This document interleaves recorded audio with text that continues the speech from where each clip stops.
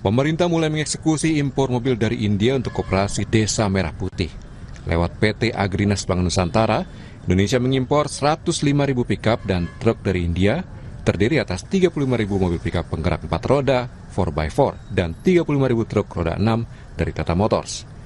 Sisanya adalah 35.000 pickup 4x4 produksi Mahindra untuk mendukung target 70.000 koperasi Desa Merah Putih, menuai polemik di tengah industri otomotif dalam negeri yang lesu. Wakil Ketua DPR Sufmi Dasko Ahmad meminta pemerintah menunda impor kendaraan niaga dari India. Posisi presiden yang masih berada di luar negeri menjadi pertimbangan. Jadi rencana untuk impor 105.000 mobil pickup dari India, saya sudah menyampaikan pesan kepada pemerintah untuk rencana tersebut ditunda dulu, mengingat presiden masih di luar negeri. Tentunya presiden pada saat pulang akan membahas detail-detail mengenai impor tersebut, dan tentunya juga presiden akan meminta pendapat dan mengkalkulasi kesiapan dari perusahaan dalam negeri. Merespon permintaan itu, Direktur Utama PT Agrinas Pangan Nusantara, Joao Angelo de Souza Mota, bilang siap mematuhi apapun keputusan pemerintah dan DPR, meski ada usul penundaan. Tapi Joao mengatakan ada 1.200 pickup yang telah tiba di Indonesia. Apapun keputusan negara, keputusan DPR, itu adalah suara rakyat dan mewakili rakyat. Saya sebagai Direktur Badan Usaha Milik Negara, saya akan taat, saya akan loyal, dan saya akan manut. Tindak lanjut yang unit yang sudah sampai, tetap kami manut dan taat kepada pemerintah dan DPR, di mana mereka mewakili rakyat. Jadi kalau memang disuruh bahwa tidak boleh dipakai, kami tidak akan pakai. Dalam Inpres nomor 17 tahun 2025, PT Agrinas menjadi salah satu yang ditugaskan Presiden untuk mempercepat pembangunan fisik gerai, pergudangan, dan kelengkapan koperasi desa atau kelurahan Merah Putih. Tugas PT Agrinas Pangan Nusantara diantaranya melaksanakan pembangunan fisik gerai, pergudangan, dan kelengkapan koperasi desa kelurahan Merah Putih. Pembangunan ini dapat dilakukan melalui swakelola dan atau penyedia dengan skema padat karya, serta pemilihan penyedia dilakukan oleh metode penunjukan langsung. Sementara itu, impor 105.000 unit mobil dari India juga diprotes pelaku industri otomotif tanah air. Menurut Kamar Dagang dan Industri Kadin Indonesia, produsen otomotif dalam negeri mampu menyediakan kebutuhan pickup untuk koperasi Desa Merah Putih. Mobil pickup untuk kebutuhan koperasi desa itu kan dengan jumlah yang begitu besar, kami menghimbau agar Bapak Presiden kalau bisa membatalkan rencana tersebut, karena apa? Produksi di dalam negeri juga sudah bisa mencukupi dan kapasitasnya jauh melebihi daripada apa yang dibutuhkan. Yang perlu dipikirkan adalah nanti after sales-nya. Kan itu kan begitu masuk tahun kedua kan pasti udah membutuhkan suku cadang. Nah, tentu diperlukan suku cadang. Kalau misalnya mobilnya itu impor, bisa bayangkan berarti nanti mobilnya antar tinggal bangkai. Meski menuai pro kontra, Dirut Agrinas menilai kebutuhan kendaraan mendesak seiring percepatan pembangunan koperasi Desa Merah Putih. Hingga saat ini, 30.712 koperasi telah dibangun dengan 1.357 bangunan sudah berdiri dan siap dioperasikan. Tim Liputan, Kompas TV. Saudara, DPR meminta impor mobil India untuk koperasi Desa Merah Putih ditunda. Tapi sejumlah mobilnya nyatanya ini sudah tiba di tanah air dan tidak mungkin untuk tidak segera digunakan. Lalu pertanyaannya, bagaimana solusi untuk mengakhiri polemik impor mobil India ini? Kita akan ulas bersama dengan anggota Komisi 6 DPR dari fraksi Partai Demokrat, ada Bung Herman Khairon, kemudian ada Kepala Pusat Ekonomi Makro dan Keuangan Indef M. Rizal Taufikur Rahman, dan juga ada pakar otomotif ITB Yanes Pasaribu. Selamat pagi, Assalamualaikum Bapak-Bapak. Waalaikumsalam warahmatullahi wabarakatuh, Mbak. Iya, ini kita bahas soal mobil impor begitu ya, tapi bukan karena mau lebaran, tapi karena kebutuhan Koperasi Desa Merah Putih begitu. Saya ingin ke DPR dulu. Pak Herman, ini kalau dilihat kan ya, DPR bilang ditunda, kemudian tadi dari Kadin juga mengatakan agar dibatalkan saja. Nah, apa sebenarnya yang menyebabkan DPR dan juga Kadin ini sepakat ya sudahlah ditunda saja, dibatalkan saja? Apa sebenarnya yang menjadi alasan utamanya? Ya, pertama tentu saya juga ikut rapat ya dengan Agrinas Pangan Nusantara bahwa untuk komponen lain dibahas ya. Misalkan untuk pembangunan gerai dan gudang itu dibahas, bahkan anggarannya kami tahu 1,6 miliar. Kemudian untuk modal kerjanya 500 juta itu juga kami bahas. Namun untuk pemenuhan sarana lain yang dibicarakan dalam rapat itu nggak muncul untuk item apa dan alokasinya untuk apa. Oke, jadi Dan untuk mobil ini tidak ada muncul item ini pada saat pembahasan rapat itu? Ada, bahwa salah satunya adalah untuk pengadaan sarana transportasi, tapi kan tidak disebutkan jenisnya apa dan untuk apa gitu. Dan tentu ini yang menyebabkan kami hari ini tidak pernah tahu bahwa ada rencana Agrinas Pangan Nusantara untuk melakukan impor terhadap mobil di India. Nah, satu hal yang tentu kami ingatkan bahwa mobil ini kan akan di-drop, akan dikirim ke desa-desa, ke pelosok-pelosok, ke wilayah-wilayah yang mungkin saja terpencil dan lain sebagainya. Nih, bagaimana kalau misalkan merek mobil yang tidak pernah familiar di Indonesia, kemudian ada di desa, ada di pelosok-pelosok yang keterjangkauan after sales service-nya tidak ada. Betul. Gitu. Memang murah. Nah, murah itu selaras tidak dengan kesiapan dan ketersediaan after sales service-nya. Sehingga ya percuma saja kalau murah hanya bisa digunakan dalam 1 tahun sudah tidak bisa digunakan. Ya lebih baik agak tinggi sedikit, kemudian bisa bermanfaat lebih panjang. Yang kedua, ya kalau impor kan seluruh instrumen APBN ini kan diharapkan untuk bisa meningkatkan pertumbuhan ekonomi. Nah, kalau kemudian serta-merta impor, ya tidak ada value-nya, tidak ada nilai tambah bagi pertumbuhan ekonomi nasional. Nah, pada sisi lain memang saya juga mendapatkan informasi kalau industri otomotif dalam negeri juga sedang lesu. Kami kan bahas juga dengan Kementerian Perdagangan berbagai komoditas, berbagai jenis perdagangan yang hari ini tertekan gitu ya dengan situasi ekonomi global yang tidak pasti. Nah, kalau kemudian konteksnya adalah untuk bisa meningkatkan perekonomian nasional, semestinya kan kita berorientasi kepada nasional. Tidak perlu homogen, tidak perlu sama. Apa yang diberikan kepada Koperasi Desa Merah Putih itu tidak perlu sama. Seperti halnya menyamaratakan seluruh gudang-gudang dan gerainya disamakan gitu.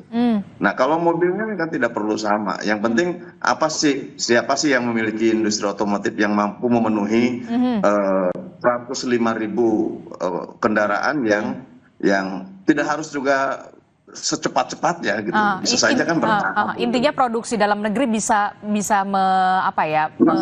Masalahnya kan gerai dan bangunannya juga kan masih sedang dibangun. Saya kan juga kemarin ke daerah pemilihan, saya juga melihat bagaimana pembangunan progresnya seperti apa. Itu kan juga kami lihat. Oke, tapi yang terakhir yang dalam pandangan saya, ini kan Pak Presiden ini kan selalu mengedepankan kepentingan nasional, pertumbuhan ekonomi rakyat, peran anak-anak bangsa di dalam meningkatkan seluruh produk-produk yang dibutuhkan. Bahkan selama bahwa kita bisa memproduksi, selama kita memiliki kerjasama produksi dalam negeri yang melibatkan anak-anak bangsa, ya kita ke dalam negeri. Bahkan kendaraan kepresidenan pun buatan Pindad gitu. Dalam pemikiran saya, kalau 105.000 salah satunya juga adalah buatan Pindad dan bersama-sama dengan industri otomotif dalam negeri kita, ya menurut saya ini akan menjadi kekuatan perekonomian yang baik ke depan gitu.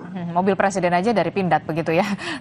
Tapi saya ingin kemudian saya garis bawahi adalah berarti DPR memang sudah mengetahui ada pemenuhan untuk kebutuhan transportasi, tapi tidak tahu kalau ini akan impor dari India begitu ya transportasinya? Ya, itu tidak tahu kalau tiba-tiba impor dengan India dan lain sebagainya, memang tidak pernah disebutkan karena pada waktu itu kami fokus terhadap bagaimana 3 miliar ini dialokasikan lebih efektif, lebih efisien dan tentu memberikan daya dorong, daya ungkit supaya Koperasi Desa Merah Putih segera bisa beroperasi. Oke, DPR justru mengetahuinya ketika sudah ramai di media sosial atau bagaimana? Setelah ini apakah akan memanggil Agrinas atau seperti apa? Kami juga sudah sebetulnya sebelumnya 1 bulan lalu, setengah bulan lalu lah kami sudah mengundang Agrinas Pangan ini, namun pada waktu itu dibatalkan dengan alasan bahwa dirutnya sedang berada di luar negeri.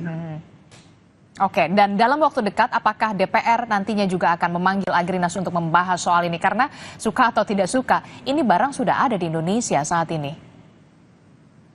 Ya, setiap satuan APBN semestinya dipresentasikan dulu di DPR. Karena bagaimanapun akuntabilitas dan transparansi ini harus kita kedepankan di dalam pelaksanaan. Apalagi BUMN, Agrinas Pangan Nusantara ini kan BUMN baru. Dan kita dituntut bahwa harus GCG ya, harus memenuhi good governance, harus memenuhi clean governance, dan tentu sebagai BUMN juga mempertanggungjawabkan kepada hasil pemeriksaan nanti di BPK. Oleh karenanya seoptimal mungkin kami pada setiap satuan anggaran yang akan digunakan ya harus dibahas, harus transparan dan harus jelas betul gitu ya. Terutama nilai manfaat bukan hanya kepada manfaat pengguna, tetapi manfaat keseluruhan untuk pertumbuhan ekonomi nasional. Oke, saya akan ke Indef dulu. Kalau dari kacamata Indef sendiri, apakah ini murni kebijakan ekonomi, ataukah kemudian ada pertimbangan politik dan juga diplomasi dagang soal ini? Iya, kalau kita lihat ya Mbak ya, memang nampaknya ini keburu-buru ya. Terburu-buru, kenapa terburu-buru? Ya mungkin mestinya namanya kebijakan apalagi belanja APBN gitu ya, seharusnya kan dipertimbangkan berapa nilai tambah yang diperoleh dari satu rupiah yang dikeluarkan begitu, dan termasuk juga kesiapan dari bisnis model dari setiap Koperasi Merah Putih. Nah ini juga kan nggak jelas, misalnya beli mobil untuk apa gitu ya, kegiatan apa, mendapatkan apa. Oke, nanti kita akan mencoba lagi untuk memperbaiki audio, tampaknya agak terganggu sinyal bersama dengan Indef, tapi saya ingin ke Pak Yanas dulu. Pak Yanas, ini selaku pakar otomotif, Anda melihatnya seperti apa? Memang kita industri Indonesia tidak mampu untuk bisa menyediakan ada 105 atau 102 ribu mobil untuk Koperasi Desa Merah Putih sampai kok ya harus impor gitu. Baik, jadi kalau secara teknis sebenarnya dari kapasitas terpasang di industri otomotif kita, ini sekarang kapasitas produksinya baru di range 70% dari total kapasitas ya. Dan itu kemarin itu 107.000 unit ya yang berhasil dijual tahun kemarin. Artinya kapasitasnya memungkinkan, kemudian supply chain-nya juga, industri komponen lokalnya juga siap mendukung. Artinya nggak ada alasan sebetulnya kalau dikoordinasikan dengan Gaikindo, ini tidak bisa dibikin sebuah orkestrasi untuk produksi bersama di Indonesia. Gitu. Bukan data retail seperti kemarin ya, data retail dari sales toko satu toko lain, bukan seperti itu harusnya. Oke, jadi sebenarnya kalau industri otomotif Indonesia sendiri sebenarnya bisa memenuhi ya kebutuhan untuk transportasi Koperasi Desa Merah Putih, begitu tidak perlu sampai impor begitu. Nah, kemudian yang juga jadi pertanyaan adalah begini, se-urgent apa kemudian impor dari India, bahkan jenisnya ini four wheel, 4 penggerak roda begitu, kalau memang ini untuk di desa-desa 3T begitu yang memang medannya begitu terjal, apakah memang tidak mampu begitu untuk industri dalam negeri saja yang kemudian memenuhi, dan seperti apa urgensinya begitu sampai kemudian ke India gitu. Kalau memang soal harga, termasuk juga yang harus dipikirkan adalah ketika ini ada barang sampai ke daerah-daerah terpencil, bagaimana setelah itu 1 tahun berikutnya harus ada servis, suku cadang dan segala macamnya. Baik, jadi kalau bicara simpelnya, ini tentunya tidak boleh hanya untuk 3T. Di kita ada 80 ribuan ya, 80 ribuan operasi desa. Mobil yang dibeli 105 ribu. Kalau nggak salah dengar saya ini next-nya itu 320 deh, ribu. Nah ini perlu dicek ulang, apakah betul untuk 80 ribu desa atau hanya 80 ribu koperasi desa atau hanya segelintir koperasi desa di 3T. Dan ini jumlahnya terlalu masif kalau untuk 3T aja. Dan kemudian speknya ini kalau dari four wheel drive ya, tentunya harapannya kan tim pihak direksinya juga udah cek dong ke data BPS 2024. Hampir 80% jalan di desa di Indonesia itu sudah dibeton mulai dari zaman Pak SBY dulu. Artinya two wheels juga cukup, two wheel drive. Nah ini ingin tahu jadinya sebenarnya. Tadi benar yang disampaikan, memang ini detailsnya ini nggak pernah diekspos, metode surveinya seperti apa nggak pernah diekspos. Jadi total keluar ini spek kendaraan real. Jadi ini kalau untuk based on data yang ada di apa ya bisa dibilang yang di BPS ini overspec. Terus tadi banyak detail Pak Herman sampaikan itu benar itu. Ini terlalu mendadak, terlalu cepat, overspec, dan di Indonesia ini bisa ribut sama Pak Bahlil juga nih kalau spek engine-nya ini nggak sesuai dengan biodiesel yang diprogramkan pemerintah. Ini banyak problem nantinya, banyak problem. Oke, jadi kalau Anda menilai ini terlalu overspec begitu ya, ketinggian lah ibaratnya begitu ya. Nah, jika tujuan utamanya memang kemudian untuk pemberdayaan desa, apakah ada, yang jadi pertanyaan saya, apakah ada alternatif yang kemudian lebih efisien secara pembiayaan, secara perawatan, ke depannya seperti apa? Jadi kan kalau kita lihat ini keputusan ini ya benar-benar purely keputusan bisnis korporasi aja nih. Bukan keputusan sebuah lembaga di bawah naungan negara gitu kan. Jadi dia ambil ya dengan aksi korporasi ini dia bisa hemat sampai almost 50% gitu kan. Jadi purely bisnis ini. Oke, jadi ini keputusan bisnis kalau menurut Anda. Tapi kalau dari kacamata Anda sebenarnya, apakah ada alternatif yang lebih efisien dari soal pembiayaan dan perawatan? Ini program nasional, terus terang kenapa mobil kita juga harganya tinggi, karena sebenarnya kalau kita hitung lebih dari 40% komponen mobil kita itu kan berputar lagi masuk ke kas negara dalam bentuk pajak, pungutan, dan sebagainya. Mobil ini yang murah karena nggak kena komponen itu. Nah, kalau kepentingan negara, mungkin negara bisa melihat model-model kebijakan lain gitu kan, karena ini sifatnya urgensi dan nasional. Kalau benar ini urgen gitu ya, sampai yang kayak Pak Herman bilang tadi, ini mendadak sekali, bahkan koperasi juga belum dibangun semua, ini harus dalam tahun dan seterusnya. Ini ya betul Pak Herman, banyak pertanyaan sebetulnya. Oke, jadi kalau menurut Anda, dari rekomendasi Anda seperti apa untuk memenuhi transportasi di Koperasi Merah Putih, Koperasi Desa Merah Putih untuk di seluruh Indonesia? Jadi karena ini adalah penugasan negara, tentunya libatkan semua ekosistem yang ada, libatin kementerian yang ada, sehingga kepentingan Herman lebih pas nih tabrakan dengan Astracita 3 lah, reindustrialisasi kita gitu. Ini kan jadi kayak perang di internal, dan ini kalau dibaca publik jadi nggak bagus, Pak. Begitu, Mbak. Oke, jadi ini harusnya melibatkan ekosistem yang ada begitu ya sebelum pengambilan keputusan. Kalau sekarang sudah ada barangnya di Indonesia, lalu terus diapakan? Itu yang kemudian jadi pertanyaan kita begitu. Saya ke Indef dulu. Terkait dengan tadi Anda mengatakan ini terlalu terburu-buru. Jadi sebenarnya apa yang menjadi diburu-buru? Toh ya Koperasi Desa Merah Putihnya juga belum terlalu banyak begitu ya, maksudnya untuk bisa secara serentak. Apa menurut Anda, apakah ini soal memang pemikiran bisnis saja semata, atau kemudian ada soal ekonomi atau soal diplomasi yang Anda lihat kalau dari Indef sendiri? Iya, biasanya kan kalau bicara perdagangan lintas negara tidak hanya aspek ekonomi, tapi juga memang diplomasi perdagangan gitu ya. Dan tentu ini menjadi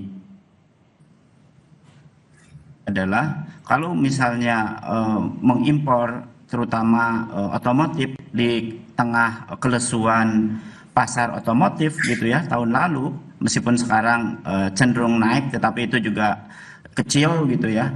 Justru seharusnya ya BUMN ini juga mengintegrasikan dengan Astacita. Tadi disampaikan Astacita ketiga itu hilirisasi gitu ya.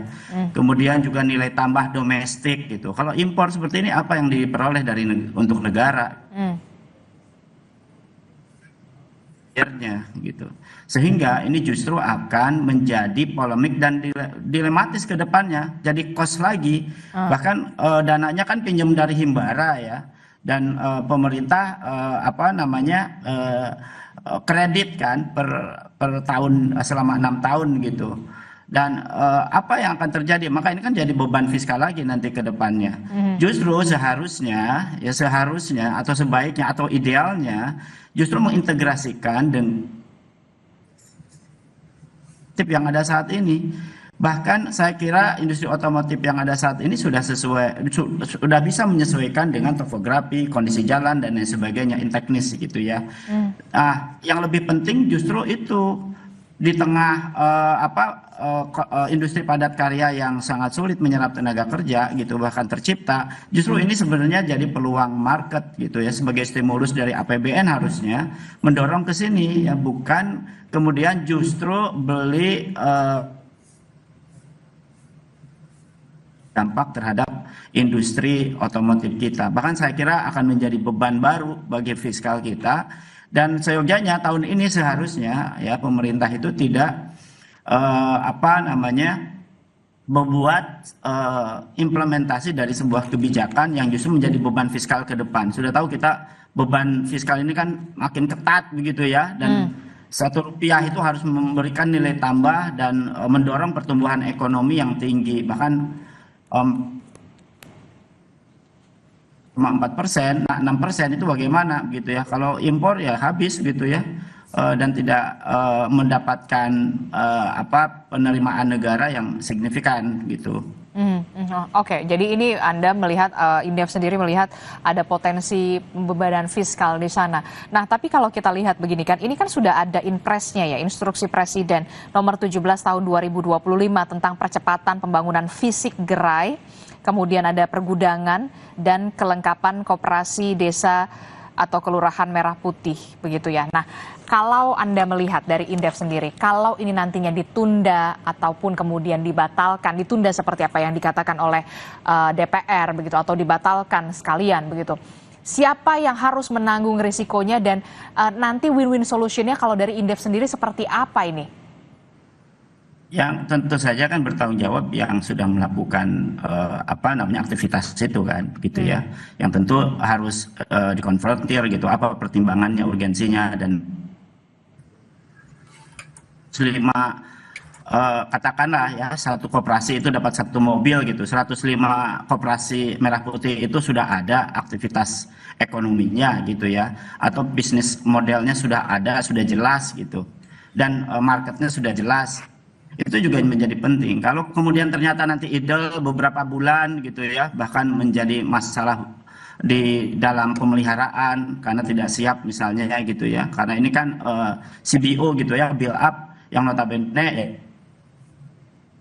kontak bengkelnya dan lain sebagainya, ini kan jadi beban baru. Dan ini betul-betul harus dicek gitu ke lapangan, apakah yang dia mandatorikan itu, yang PP 17 tadi itu sudah sampai mana gitu pembangunannya. Kok tiba-tiba harus ada mobil dulu? Harusnya mobil itu kan pada saat sudah ada gudang, udah ready to work gitu ya, ready to apply gitu ya. Itu baru tuh disiapkan sarana prasarana transportasinya. Nah, itu pun sarana. Nah, oke. Seharusnya pergudangannya dulu, semuanya dulu betul. Disempurnakan begitu ya, disiapkan, barulah kemudian terakhir adalah transportasinya begitu ya, soal transportasi yang tadi Anda sebutkan mobilnya. Nah, kalau ini sudah kejadian ya kan, sudah ada 1.200 sudah ada tiba di Indonesia. Nah, ini mau gimana nih kelanjutannya? Kalau dari Indef sendiri seperti apa melihatnya? Gini, karena ini kan perdagangan lintas negara yang notabene kan ya nggak mungkin dibalikin lagi begitu ya. Halo? Ya sudah, hitung-hitung aja gitu ya, kemudian optimalisasikan aja, kemudian tinjau ulang lanjut tidak lanjutnya kan gitu, kemudian baru bangun lagi sistem yang jauh lebih prudent dan bisa memberikan nilai tambah yang pasti gitu bagi sektor industri otomotif khususnya, kemudian juga dari sisi utilisasi dari jenis kendaraan ya, kemudian juga termasuk juga utilisasi kendaraan itu gitu ya, saya kira itu. Oke, jadi mau nggak mau ya udah dipakai aja gitu. Iya, karena kan perjanjiannya seperti apa dulu gitu. Misalnya perjanjiannya boleh ya bisa gitu, tapi biasanya kan tidak mudah gitu mengembalikan barang yang sudah di tempat, apalagi ini erat kaitan dengan perjanjian dagang ekspor impor kan. Apalagi misalnya Indonesia sudah masuk DP katakanlah ke situ, kan nggak mungkin India ngirim barang tapi belum. Oke, penjelasannya berarti ya sudah dipakai saja, sudah kandung basah begitu ya, sudah ada nilai kontraknya 25 triliun. Bagaimana nih Pak Herman, kalau menurut Anda dari DPR? Begitu ya, sudahlah pakai aja dulu, mau gimana lagi, sudah ada perjanjian dagang di sana, bagaimana Pak Herman? Ya, tentu pertama ditunda lah ya, karena ini kan beli gitu, bukan membuat gitu. Dan saya kira sudah disampaikan oleh Pak Dasko, menunda dulu sampai Presiden nanti tiba di tanah air dan mengambil keputusan penting yang saya sendiri tidak tahu nanti keputusannya apa. Yang kedua, nah, kalau skala urgensi sebetulnya skala urgensi bukan mobil. Skala urgensi itu adalah Koperasi Desa Merah Putih segera ada kantornya, ada kegiatan usahanya, dan itu bisa berlangsung. Kalau persoalan mobil di desa-desa itu banyak pickup yang bisa disewa sementara untuk transportasi kan banyak gitu ya. Bukan skala urgensi menurut saya kalau kendaraan, itu gaya-gayaan aja lah gitu ya. Dan yang penting sebetulnya apa yang diharapkan oleh Presiden bahwa Koperasi Desa Merah Putih menjadi sarana untuk bertransaksi di desa, bisa lebih murah komoditas-komoditas pangan, hasil para petani bisa diserap, kemudian bisa memberikan dukungan terhadap operasional dan kebutuhan berbagai komoditas yang saat ini dibutuhkan oleh makan gizi gratis misalkan, itu yang lebih penting gitu dibandingkan dengan harus ada pengadaan tertentu, kan juga tidak harus serentak dan homogen gitu, itu bisa secara parsial sambil jalan. Toh juga di dapil saya misalkan, kemarin saya juga meninjau pembangunan Koperasi Desa Merah Putih, itu masih belum selesai juga, masih berjalan, dan saya tanya bisnis apa baru sedang diurus, legalitasnya masih sedang diurus. Itu pun untuk keterkaitan atau linkage bisnis dengan BUMN juga belum clear, misalkan untuk penyaluran gas 3 kilo, untuk agen-agen drilling yang sekarang ini menjadi agen pembiayaan di BRI misalkan, ini juga kan belum pasti dan belum jalan. Belum lagi kemampuan dan kapasitas sumber daya manusianya kan belum juga dipersiapkan. Saya kira bisa dengan percepatan keluarnya Perpres untuk percepatan perwujudan Koperasi Desa Merah Putih, bukan percepatan untuk pengadaan kendaraan menurut saya, percepatan untuk segera Koperasi Desa Merah Putih ini bisa berjalan sesuai keinginan Presiden, bahwa bisa menjadi institusi atau tangan-tangan negara yang bisa memberikan dampak positif terhadap masyarakat. Saya kira itu yang penting. Gitu. Oke, percepatan di Koperasi Desa Merah Putihnya dulu yang kemudian harus disempurnakan begitu ya, sudah siap dulu begitu ya. Transportasi nanti akan mengikuti kemudian begitu ya Pak Herman ya. Ya memang kan antar desa, Koperasi Desa Merah Putih ada di semua desa. Jadi ya antar desa itu juga berhimpitan kok gitu, berdekatan. Kecuali di wilayah remote yang antar desanya jauh. Kalau di dapil saya desa satu dengan desa lainnya dekat juga gitu ya. Dan kalau kebutuhan kendaraan juga banyak, bisa menyewa dulu punya masyarakat. Dan menurut saya jangan terburu-buru lah ya, karena Ya, aksi korporasi sekali lagi harus good corporate governance. Harus betul-betul dapat dipertanggungjawabkan.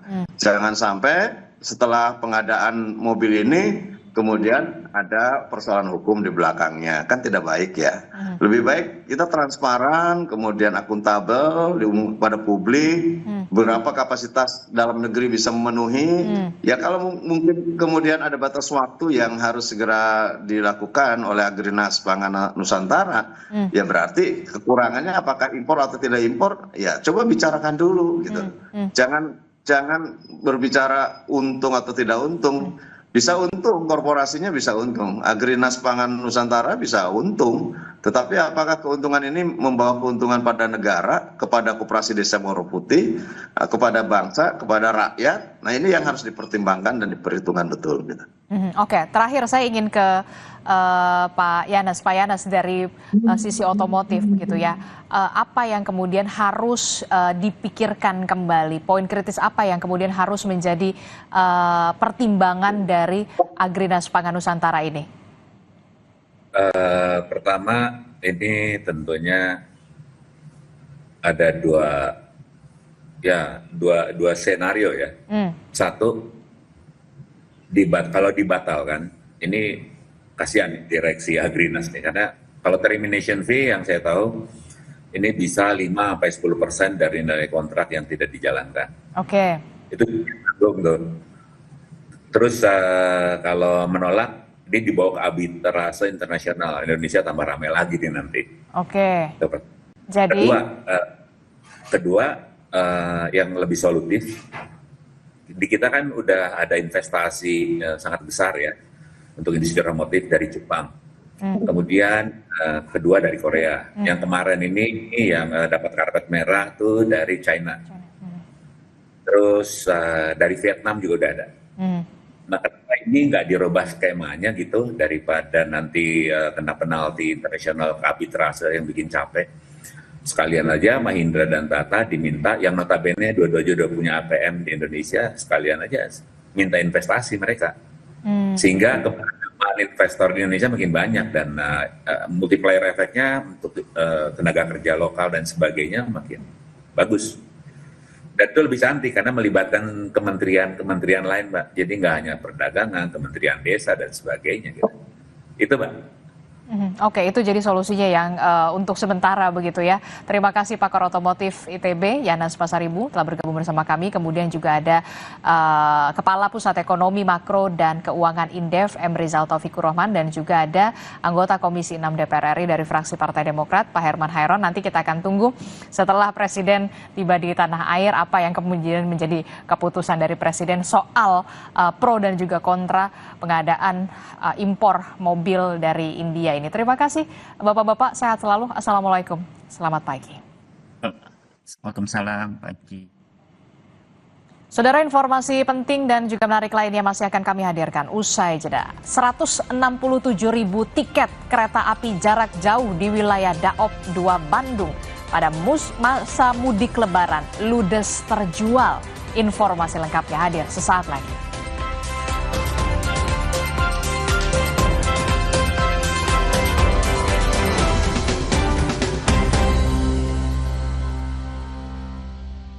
Puasa itu